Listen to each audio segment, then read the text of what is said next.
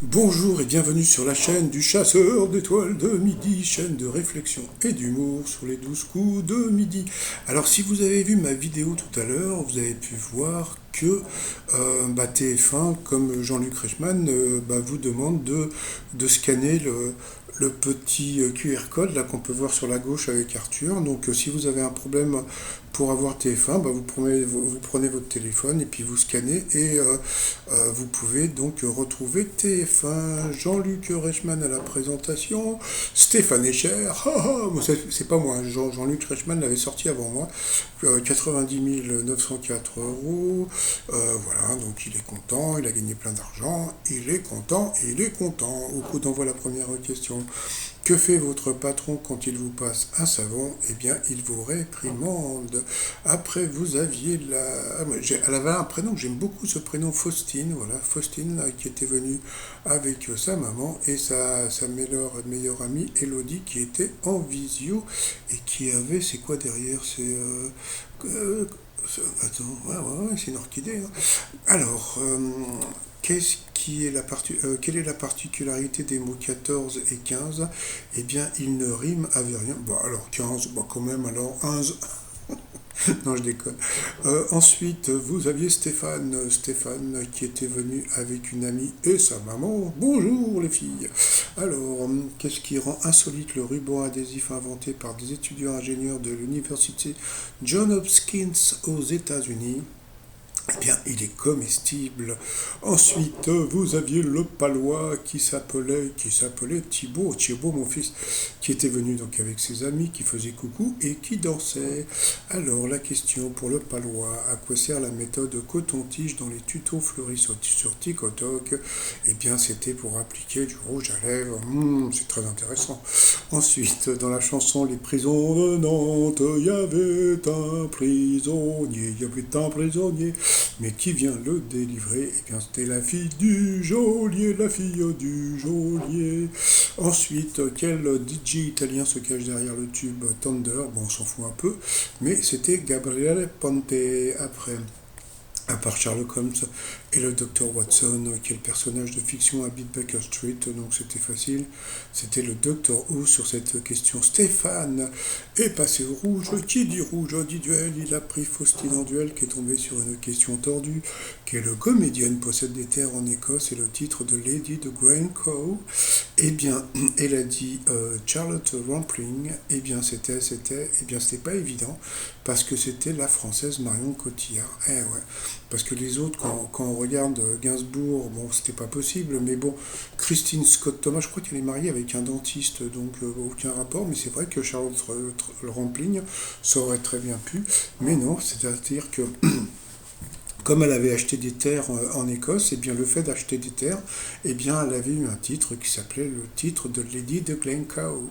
Donc ensuite Stéphane Thibault se sont retrouvés donc en coup par coup. Alors c'est parti pour les questions. Qu'est-ce qui a des ailes? La mauvaise réponse, c'était une mouche des neiges. C'est vrai que l'albatros de Baudelaire qui n'arrive pas à voler, c'est assez connu à cause de ses ailes. Ensuite, qui est connu pour avoir employé le mot merde ou le verbe emmerder?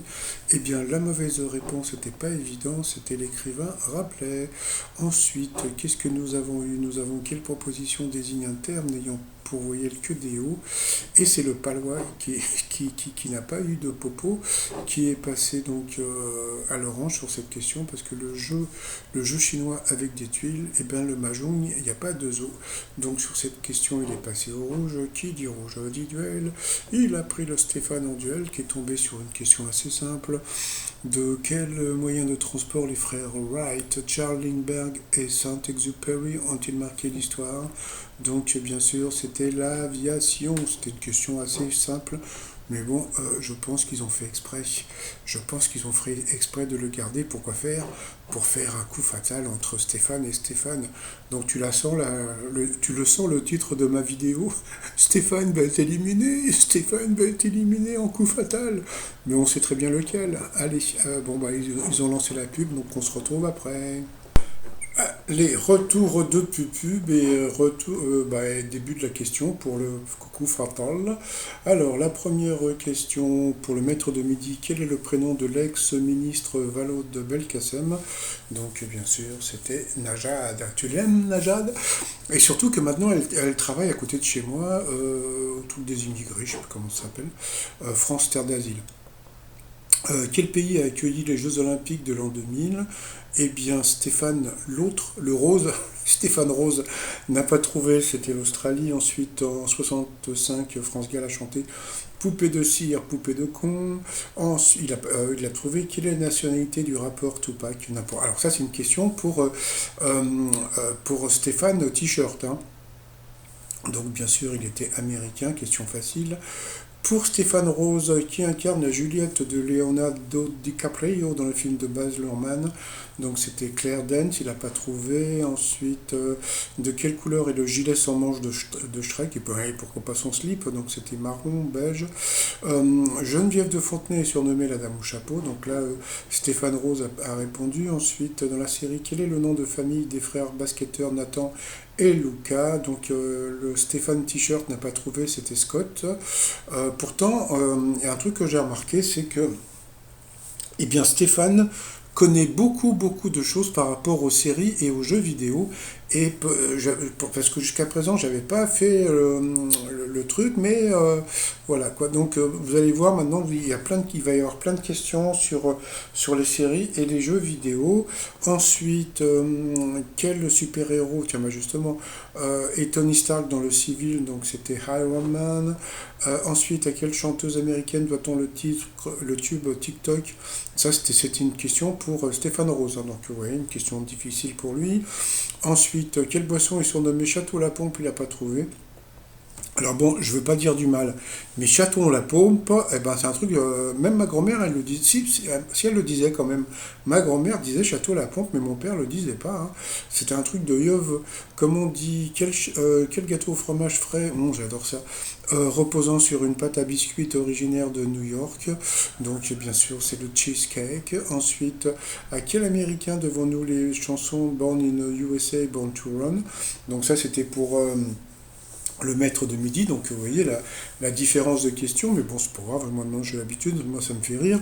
Comment appelle-t-on l'estimation de biens immobiliers par un commissaire-priseur? Alors ça c'était pour Stéphane Rose, hein. Donc je sais plus, ils ont dit un nom, je sais pas ce que c'était, la prisée, un truc dans ce style-là, mais bon passons.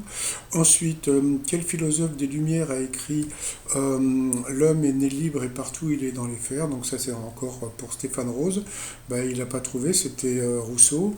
C'est la faute à Rousseau. Après, quel comédien porte le même nom qu'un hippodrome parisien? Bon là, franchement, c'était facile, hein. C'était Jean-Michel Longchamp, Marcel Saint-Cloud. Non, bien sûr, c'était Daniel Auteuil. C'était assez facile. Donc voilà.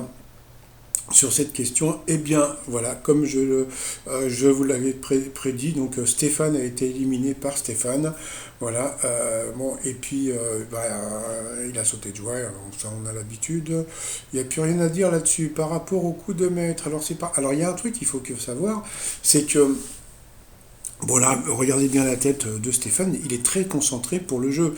Mais il y a un truc qu'il faut savoir, ça c'est un jour où vous participez au 12 coups de midi, et si vous êtes maître de midi, il faut savoir que quand il reste très peu de cases, eh bien les questions sont piégeuses. C'est-à-dire que d'habitude, vous avez des questions qui sont plus simples, tandis que là, bon alors là, la première elle est plutôt facile, en principe, que mettons dans une bouillotte, donc bien sûr c'était de l'eau chaude, ensuite quelle Spice Girl, tiens bah, justement j'en parlais tout à l'heure, quelle Spice Girl porte le même nom de famille que les héroïnes de la série Charm? Donc il a dit l'autre c'était Jerry Halliwell et c'était ça, mais pourtant c'était une question qui était super dure, hein.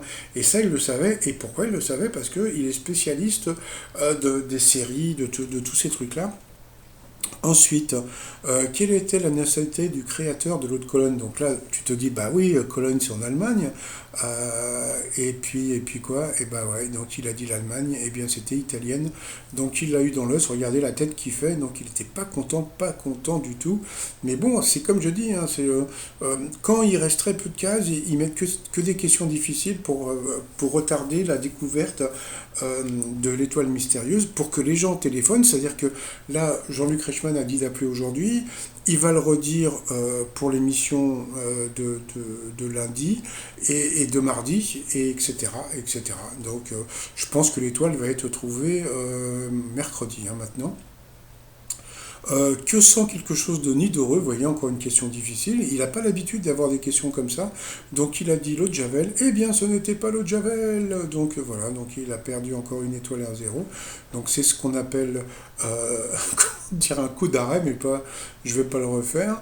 Donc voilà, donc c'était l'off qu'il fallait dire, mais bon, c'était pas évident. Nidoreux, tu aurais pu penser nid sans odeur, mais bon, voilà. Ensuite, à quel personnage de BD, bon ça c'était simple, hein, quel personnage de BD le château de Moulinsart appartient-il? Donc bien sûr c'était Capitaine Haddock, donc il a gagné 100 balles, ça lui fait 50 balles, et quand tu vois la tête, il est pas content, il est pas content. Là, moi je vous dis, il nous fait des têtes à verrou. Voilà. Ensuite, par rapport à l'étoile mystérieuse, donc là, il est, alors comme vous pouvez voir, il reste que 4 cases, mais je pense que par rapport à l'émission de lundi qui va être diffusée, je ne sais pas encore, eh bien, il va en trouver sûrement que 3, et je pense que l'étoile va être trouvée mardi. Voilà, donc bah, on verra bien. Hein, donc voilà. Donc lui, il est parti sur Pierre Palmade.